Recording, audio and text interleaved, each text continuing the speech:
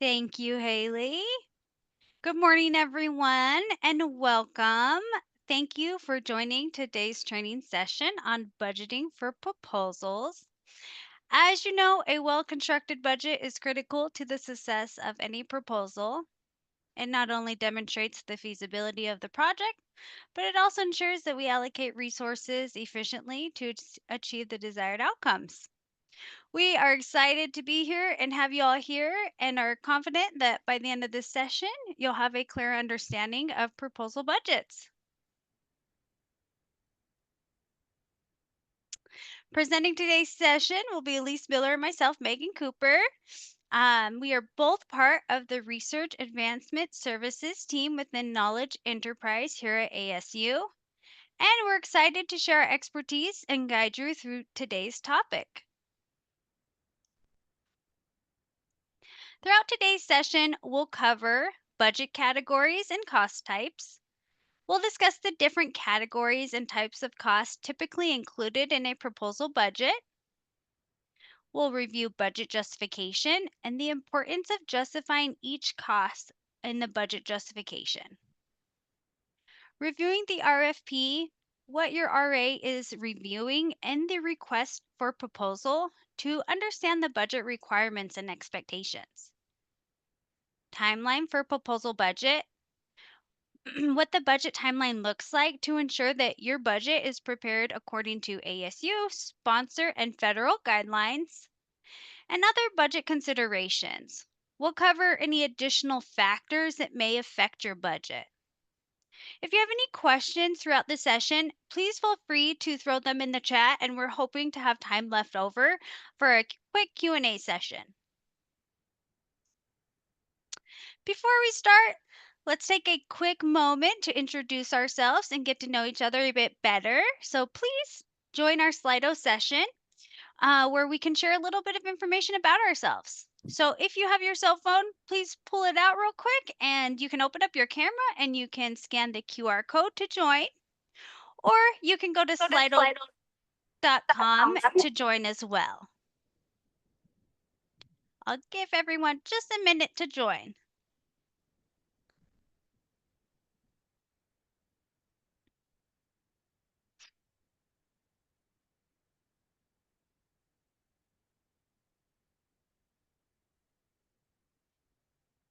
Alrighty.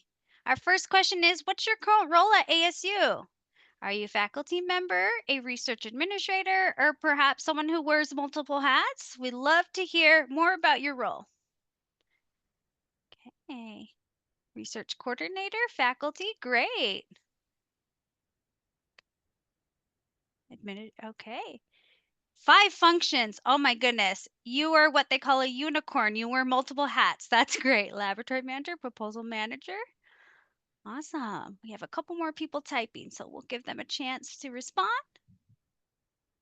Staff director, science editor with research editing. Great. Awesome. That is great. We are so excited to have you all here. Awesome. All right. We have one more question for you. If you had an unlimited budget for your next research project, what would be the first thing you would buy? Unlimited.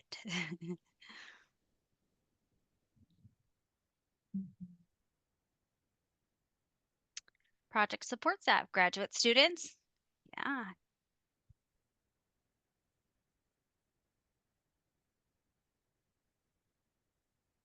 Give people just one more moment to submit their answers. Support people's time. Yep. That looks like it is the number one answer. New instruments. Interesting. That's great. Support staff and incentives for community. Love that. All righty. Now that we've had a chance to get to know each other a little bit, let's move on to an important question. Who can assist you with preparing a budget? When you're ready to begin, who do you turn to for support in the budgeting process? Your RA or research administrator. Your RA is here to assist you every step of the way in preparing your proposal budgets and budget justifications. They will review the solicitation, ensure compliance with ASU's budgeting policies and guidelines, and they are well versed in federal sponsor specific budgeting requirements. With this expertise, your RA will collaborate with you to create a comprehensive and accurate budget. As a principal investigator, your role is crucial in communicating the specific costs needed for your project. Together, you and your RA will ensure the budget fully reflects the scope of your project's needs. Now, always be sure to notify your RA as soon as you plan to apply for a proposal so they can assist you from the very beginning. This slide outlines the budgeting categories that we'll be covering today. Elise will now provide an in-depth review of each one. Elise, I will hand it over to you. Much, Megan. Our first one that we're going to go through, our first category is personnel. So when we're thinking about personnel, this is ASU personnel, folks that are going to be on ASU payroll. It's not consultants or anybody external. It's not any subawardee personnel. It's just ASU payroll. And when you're working with your RA, kind of the things you want to be thinking about and the information you want to provide so that we can get your budget ready for you is that who do you need? We can give you some ideas, but we'll need to know, if there's other investigators, maybe you need students, maybe you need GRAs, so graduate research assistants, postdocs, staff. Some of the larger projects might also require project managers or coordinators. Just let us know. We can work with you on kind of how much time to include for each individual that's going to be working on the project. Your RA is also here to give you minimum average salaries for some of those to be determined positions. And we also will provide the minimums for postdocs and GRAs and student workers, as they all have ASU specific minimum rates. And we can guide you with that. And that's it for personnel. The next very related one is employee related expenses, or ERE, as you might hear it called. And so ERE is kind of the cost that covers paid time off, health benefits, disability, all of those costs that ASU normally pays for your other salary, but you don't see kind of coming out. And each employee type has their own rate. So that would be faculty, staff, postdocs, graduate research assistants, hourly student workers, non-benefits, and part-time.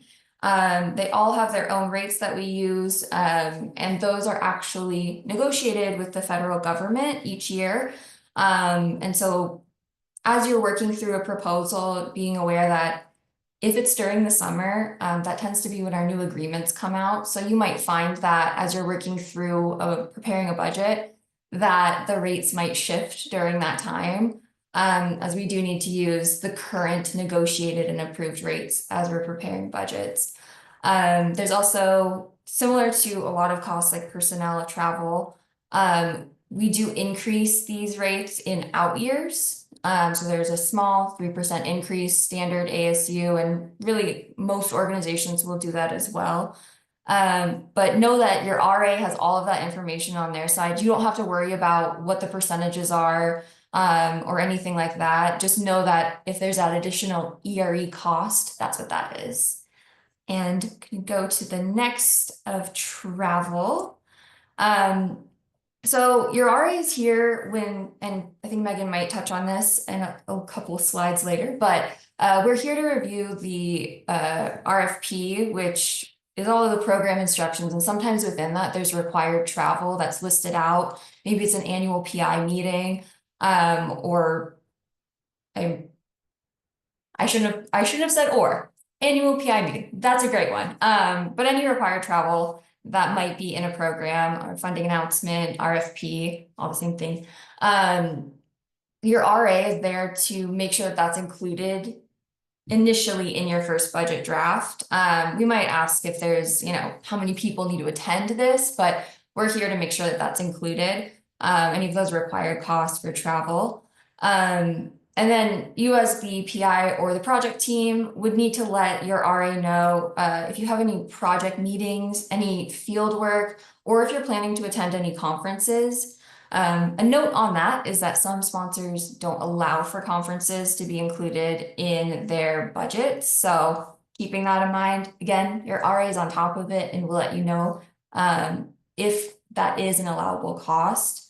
And when you are asking for travel, great thing to have in mind, and it can be complete estimates, is location, number of travelers, and then approximately how many days.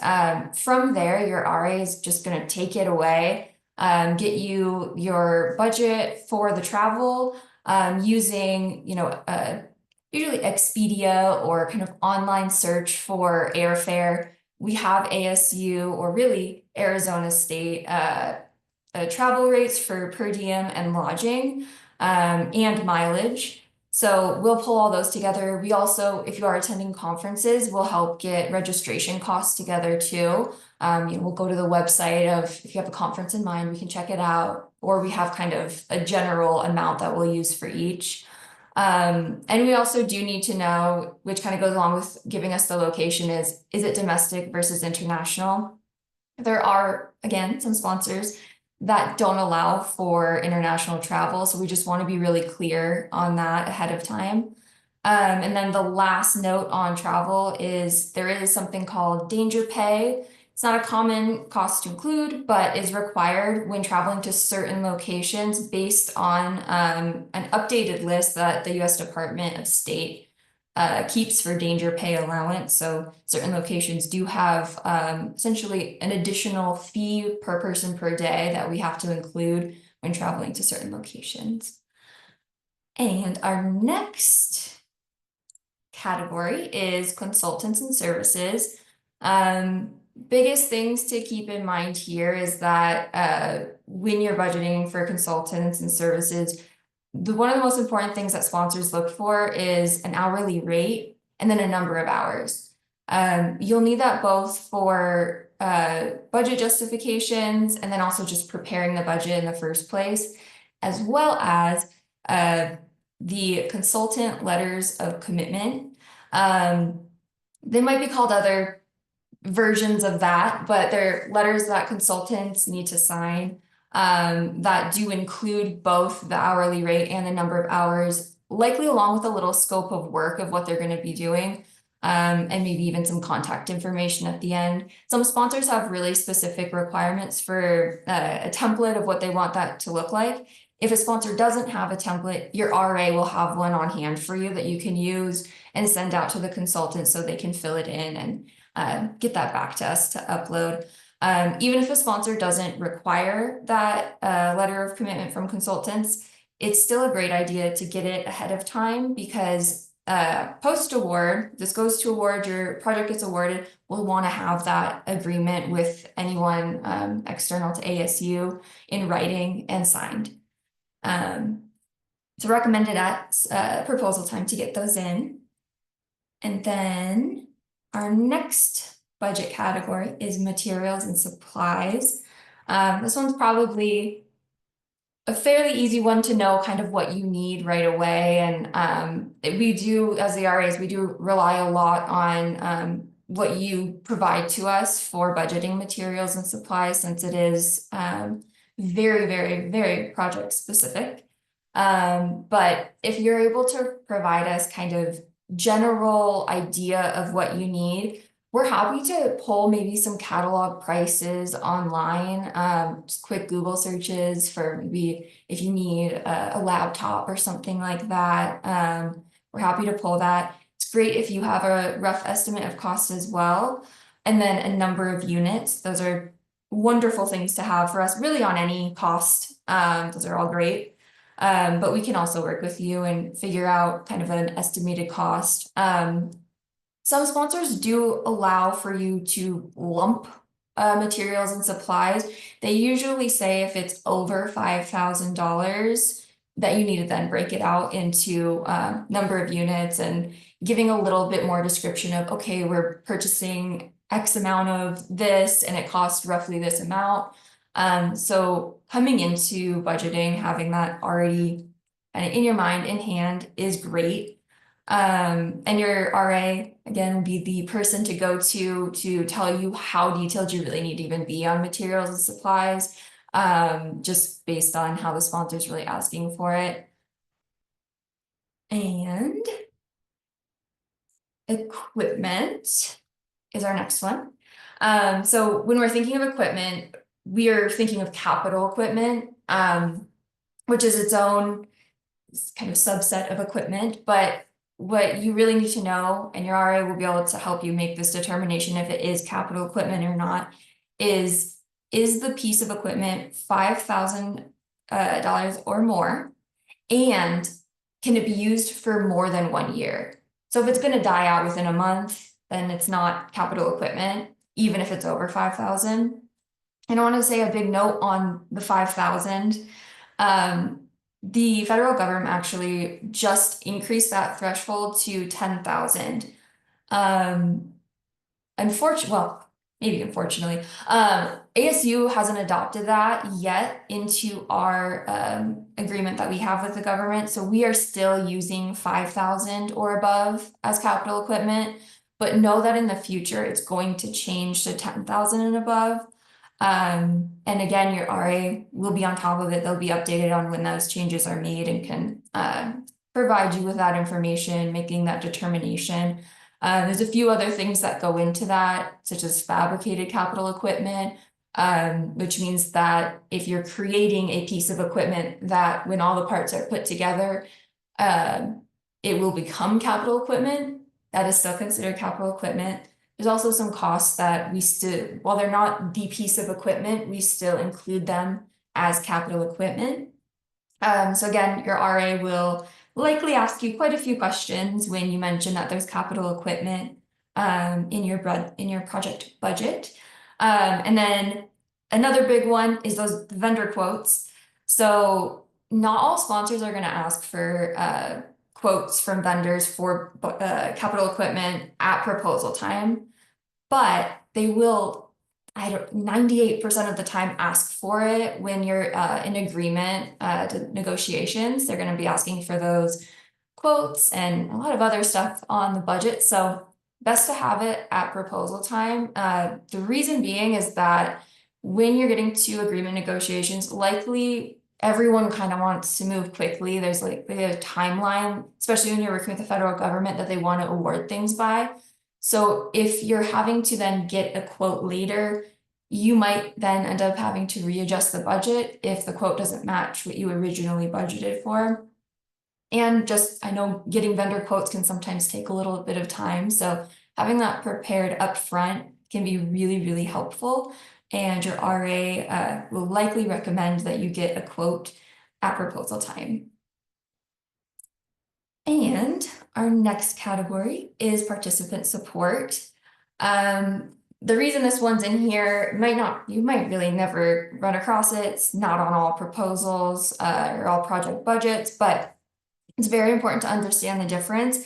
And that's what your RA is here to do, is really tough for the budgeting, understanding what each cost is and where to budget it, how to budget it. And participant support is one of the ones that everyone, RAs included, can sometimes get a little, there's gray areas to it. So the easiest explanation, and the way that it was explained to me that kind of stuck, is that participant support, so sometimes you'll hear true participant support, is for folks that are actually there just to learn. So they're not going to be performing any work on the project. They are purely there to sit and train and learn and maybe hear a conference, maybe hear a presentation, and then they leave. And you're not taking any surveys from them. You're not getting any information or data from them. They're just here to learn. So some of the things that one of the things that gets confused is human subjects. So I think just about everyone, when we're talking about human subjects, you kind of interchange the word subjects with participants.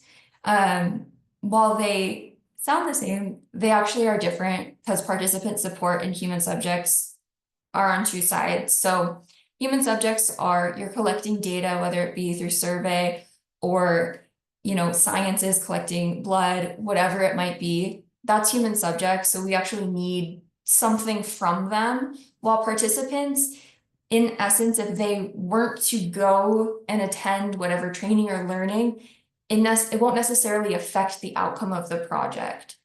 While if you didn't have any subjects, you're not going to be able to finish your science and your work and collect the data you need. So that would definitely affect the project.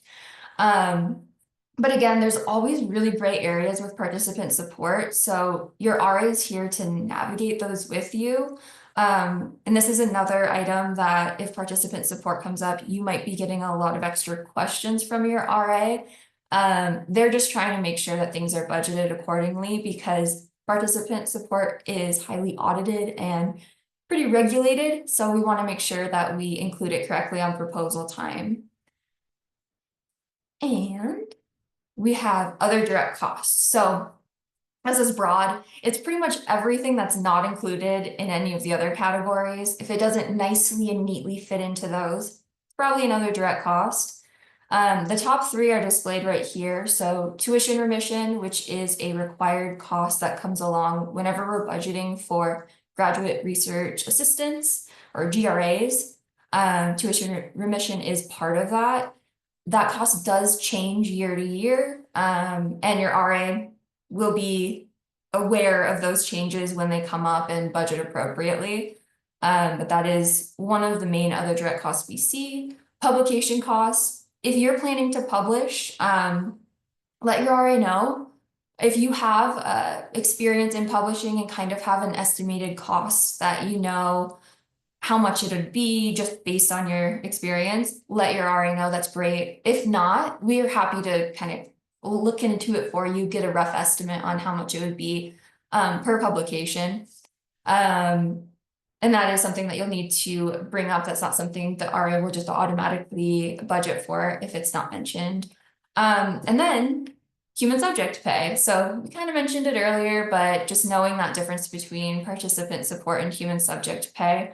When you are needing to include human subject pay on your budget, it's great to let your RA know how many subjects you plan to have per year, per study, if you're doing multiple studies within one project. And then an idea of how much you want to pay each participant, each subject, knowing how much you want to pay each human subject. We will need that information just to get an accurate total number. And then this isn't an exhaustive list. So there's likely a ton of other things I probably haven't even, Megan and I both haven't seen that might need to be included on your project budgets, and that's totally fine. If you're not sure of where things fall either, don't worry, because you don't have to be. That's what the RA is here to do. We're here to take whatever you tell us that you need and then like meld it together and turn it into a budget for you. So yeah, tons of other direct costs that could be included. I'm just sharing the top three that I think we typically see on projects. And then we're going to move on to subcontracts. So subcontracts are also called subawards, subgrants, or they're going to be subcontractors, subawardees. ASU views all of these as the same thing. You'll hear kind of just depending what RA you're talking to or really who you're talking to across ASU, they might use a variation of those. When you're looking at on the sponsor side of things, they may have slightly different definitions of what each of these mean. And your RA will help you make that determination. So if there's certain budget categories that maybe don't align with kind of ASU lingo, your RA is going to help make that determination. They're going to get the terminology correct on and mesh up between ASU and the sponsor. And so we've seen a couple times where like subgrants aren't defined the same as we would think they would be with certain sponsors. So but those all mean the same thing if you hear them. We do use them interchangeably. I think subawardees is probably the most common that you'll hear, but you might hear any of them. Biggest thing to know and just be aware of, if you know you're going to have a subawardee on your project budget, just let your RA know right up front. As soon as you're notifying them, and as soon as you find out that you want to include a subaward on a proposal budget, let your RA know. The reason being is that when we have subawards on budgets and just in a proposal in general, it's a bit longer time frame that we're going to need to get things done. So the reason is that each organization has their own processing time, and Megan's going to go through ours in just a little bit and share a little bit more on that. But each organization is going to have their own, because they have to go through their own approval process, and they have to prepare their own budget, get all their documents, and figure out what they're doing on their side in place before they even submit it to us. But then once we at ASU get their documents, we then have to combine them into our overall budget and our overall proposal. So that, which can be tricky if we're trying to hit a certain budget amount, and if a subawardee comes in a little too high, a little too low, we have to adjust on our side. There's other factors that can impact that too. So just being aware that we need to know upfront if there's going to be subawards as soon as you realize. And great information to have right away is their contact information. It's great if there's kind of a grants person, or maybe your RA's counterpart at that subaward organization that we can contact, because your RA is going to actually send them a list of all the things that they have to send to ASU, including a budget, including any templates, any administrative documents, any senior personnel documents like resumes, things like that. As well as a few forms that ASU does require all of our subaward participants to fill out. So letting us know, and I know this sounds like a long time, but at least a month before sponsor deadline is wonderful. That's going to make sure everything is in line. We're not getting things late from our subcontracts. We're not working last minute trying to kind of, pair together the budget. And it's in a way polite to the subcontracts to give them as much notice as we can, just because they're going to have their own internal processes. So anytime subawards, just early is great. And the last thing about just the communication is that if you have an idea of the maximum amount you want to set aside for each subawardee on a project budget, knowing that ahead of time is great. Your RA, when they're reaching out with all those documents that the subaward organization needs to provide, we can also communicate out that budget maximum. And it's great to have. It kind of keeps things organized, and while they're working on their proposal to us, we're working on our overall proposal, we can kind of get our full budget together with this kind of, it's going to be a little TBD because people are going to come in hundreds of dollars off, but we can at least have that line and see where we are on the budget ahead of time if we know the maximum amounts that each subaward is going to come in on. And indirect costs is the last budget category that we're going to be talking about today. I'm sure watch them add more in the future. But indirect costs, it's a pretty important one. I think it's maybe not as talked about, not as thought about when you're first kind of preparing a budget, but it's something your RA is going to be your support for figuring out how to charge it, what to charge. But indirect costs, overhead, facilities and administrative costs, F&A, those are all the same exact thing. Really they are. So depending who you're talking to, it's going, you're going to hear all those different words. But what it is kind of in a way, facilities and administrative is the perfect example, but it's all of those staff support. So your RAs, their salaries, It's also any compliance folks you're working with, like IRB, things like that. All the post-award people that work in research operations, um, all of the uh, buildings that everyone's working in and lab space, electricity, just every little cost that makes up ASU's research. Um, that's what indirect costs is comprised of. So um, we do need those costs to support sponsored projects. We wouldn't be able to, no organization would be able to support research if they didn't also have some type of indirect cost to be able to charge to sponsors on project budgets. But at ASU, we have our negotiated indirect cost rate agreement with DHHS.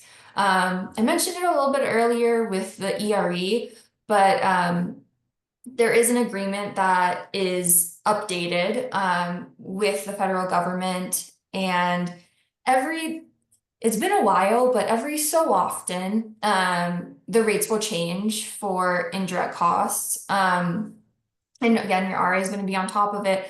Our system that we budget in is immediately programmed to know which indirect costs to use and when they go up and when they change and whatever's happening with them. But we do have that cost rate agreement. So um, your RA will make sure that that's correctly applied to your project budget. Um, Within that agreement, there are actually a few different types of sponsored projects that have different rates associated with them. So if your project is mainly based around instruction or public service or is research, and even off campus, those are all things that are taken into consideration when determining which indirect cost rate to use. But your RA is there to guide you. We have a set of questions we can ask to kind of make that determination. Usually your scope of work, if you have maybe a draft or 5 sentences on what your project's gonna be, we're usually able to pretty easily tell what type of project it's gonna fall under and what rate to use. But again, reach out to your RA. If you have any questions on why a certain rate isn't being used, ask your RA. They're there to help you and to make sure that everything's being applied according to how the federal government wants it to be applied and just ASU policies. So we are, as RAs, we want to make sure that your budget, that no snags are hit later in time during negotiations or even award time. We want to kind of get everything up front. We want to make sure you have all the costs incorporated that you're going to need to run your project smoothly.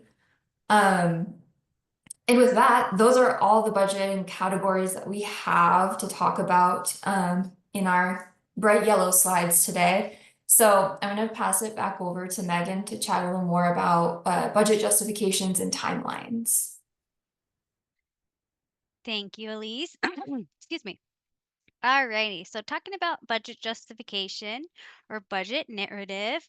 So this narrative is prepared by the research administrator. The RA is responsible for creating the initial outline, and the project team will contribute the specific details. The RA will typically highlight the areas where technical information or justifications are needed, and then the principal investigator will provide the necessary input. If any basis for estimates or calculations is required, the RA will include the relevant information. The RA will also incorporate institutional policies and applicable rates, such as ERE, tuition remission, and FNA that Elise was talking about, and that are specified by ASU. Additionally, travel details, including the individuals traveling, their origin and their destination, and the purpose for the trip, should be included when the PI submits the budget. Excuse me. All right, backup documentation. So, the principal investigator is responsible for obtaining vendor quotes for the project. This includes reaching out to the suppliers and securing the necessary pricing information. The research administrator can assist by gathering supporting documentation for travel, as s- receipts and itineraries, and by compiling catalog prices for materials and supplies to ensure that the budget is accurate and well supported. In some cases, documentation may be required for temporary or hourly positions, and the RA can help to gather and organize this information as needed. Additionally, consultant commitment letters, which we spoke about a little bit earlier, are often required for specific sponsors, such as the Department of Defense or the Department of Energy. Really, the department sponsors have strict documentation requirements, and it's helpful, again, to have these letters on hand as sponsors may request them to verify that costs are reasonable and are within the normal limits. Having this backup ready ensures compliance and that we can expedite that process when sponsors request the additional information. When reviewing the request for a proposal or the funding announcement or solicitation, as these terms are often used interchangeably, there are some key elements that your RA needs to focus on. First is the budget limits. Are there minimum or maximum budget requirements? Required travel. Is travel for the PI meetings mandated? If so, what are the specifics? Formatting guidelines. Are there any format requirements or page limitations? Subaward details. How much detail is required from subawards for this specific proposal? Cost share. Is cost sharing required for this project? Indirect costs. Are there any limitations on indirect costs? Permissible costs. What costs are allowed and not allowed? Required positions. Are there specific personnel requirements for this project, which may require including personnel for a set number of calendar months per year? An example of this is for NSF and their 2 month per year limit for senior personnel. Now, the RA will thoroughly review these aspects to ensure compliance with the sponsor guidelines and to avoid missing any critical components on the proposal. Next, we'll talk about the budget timeline. And before we jump in, we just want to let everyone know it's very important to coordinate with your units as they may have their own internal deadlines.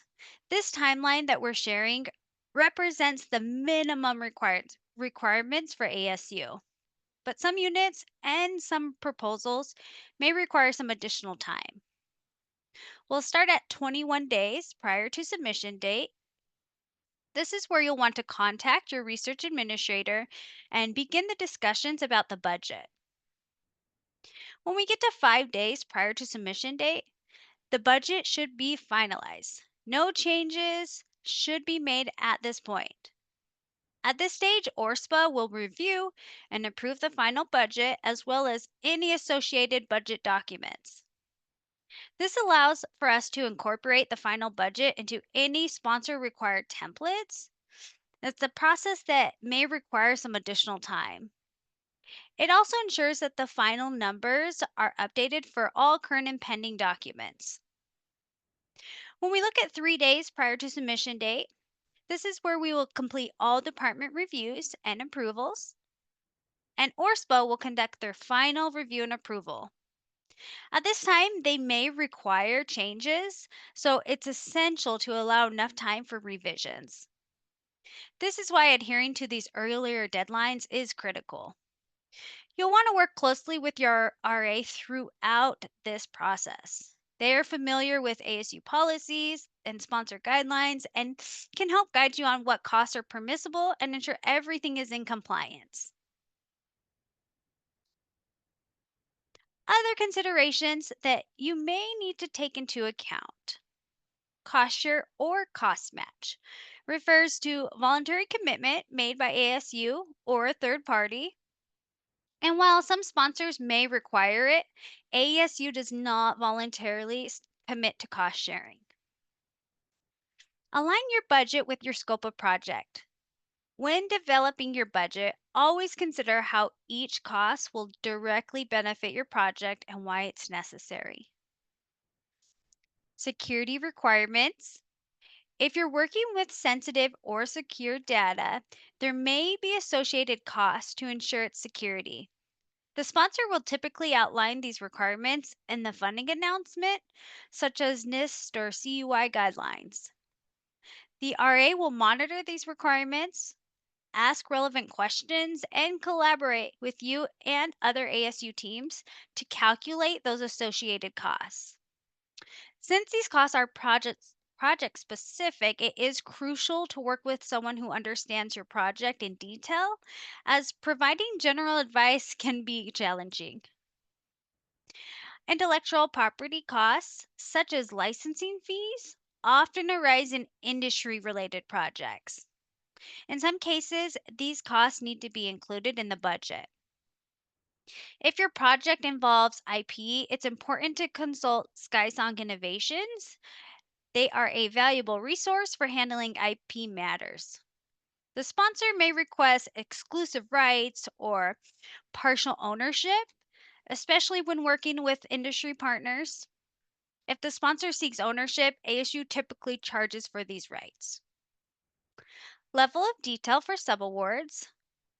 The level of detail in your budget will depend on the total budget amount, the sponsor's requirements, and the sponsor's template. In general, ASU requires a detailed budget justification. The RA will assist with coordinating with subboard organizations to gather these necessary documents and information. For task based proposals, some sponsors require the budget to be broken down by specific tasks, including the percentage of the budget allocated to each task. Because these proposals are highly detailed, the budget must be finalized earlier to ensure that the RAs have sufficient time to complete the necessary documentation.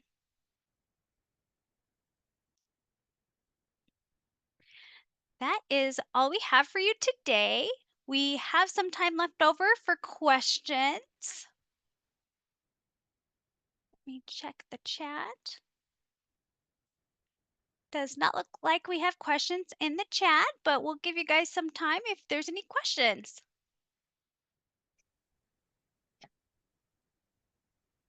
Thank you so much, Megan and Elise. We really appreciate your expertise in this area.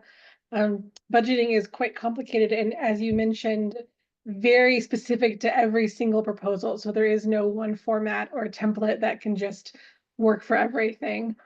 If anyone has any questions, these two are true experts on budgeting.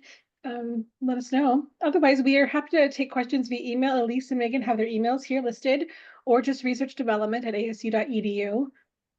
And we can get those more specific questions to your proposal, to your project answered. And if you don't know who your RA is, we can also help you make sure you find your RA in your department. So that's the person that you really should be communicating with and relying on to work together during your proposal development. Again, thank you all for being here. Appreciate your time. We'll send out these slides and the recording afterwards and some other contact information. Thank you.